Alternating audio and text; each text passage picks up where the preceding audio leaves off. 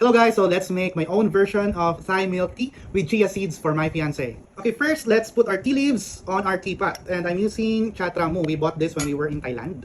Okay, I think we'll just scoop in and maybe have 1, 2, 3, 4 spoons. I think that's enough or more. I think this is strong, nah?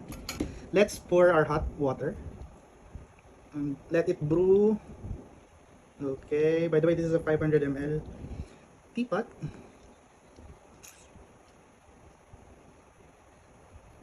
Ayan. Saktong-saktong punong-puno. Let's just wait. Tada!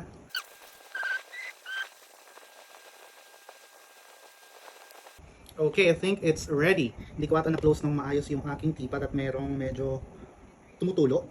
But let's see the product. Okay, we'll just push this red button and bababa na yung ating brewed tea. There you go.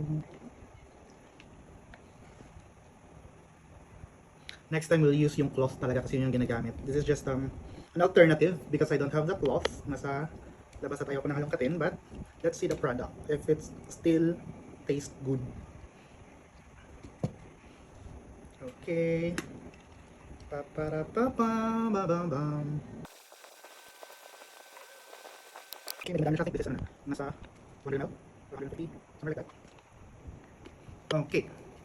Next, what we'll do is remove natin ang ating tea leaves na may water pa. Okay, meron pa water.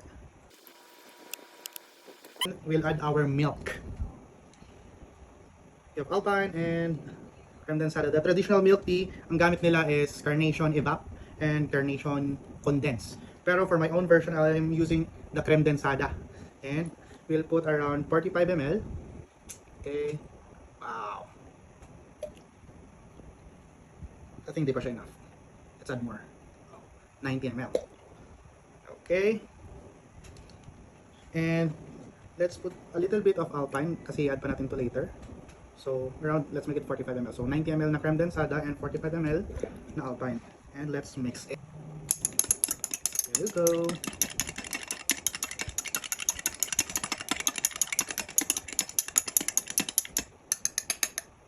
Okay, after stirring, let's have a taste.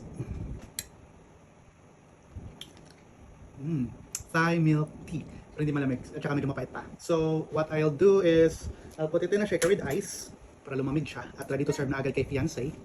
Okay. Okay, let's put ice on the shaker na. Then let's pour our hot mixed Thai milk tea. Oh yeah, you can see that really creamy texture. Char. Okay, enough lang din siya. There you go. And let's shake it up. Shake, shake, shake, shake, shake that thing. Nakaupo lang pala ako kaya ako ng kamay. Okay. Pam, pam, pam, pam, pam, pam, pam.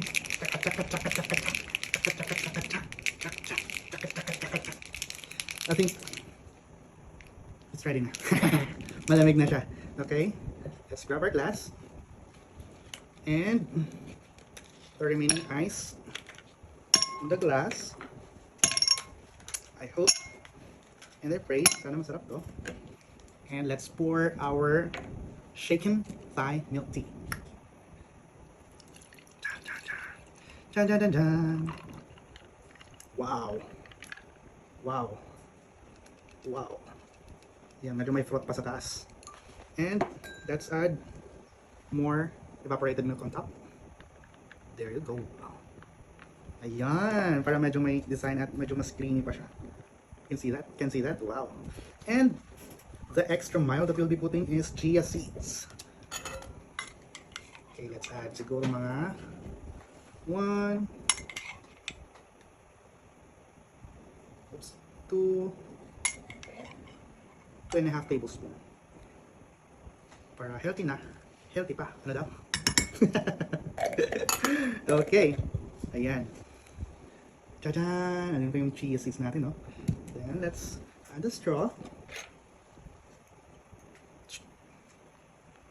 Boom! Panis. Okay, serve natin kay fiancé at sana magustuhan niya. Kamal, Ooh, what's your up? Thai milk tea with chia seeds. Oh, nice. I've Yes, been it's my requesting. own recipe of Thai milk tea. You try it.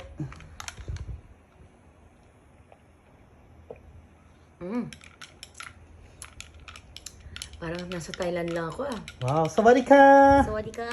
Aroy, aroy. Aroy! Aroy! Wow! Thank you! Sarap.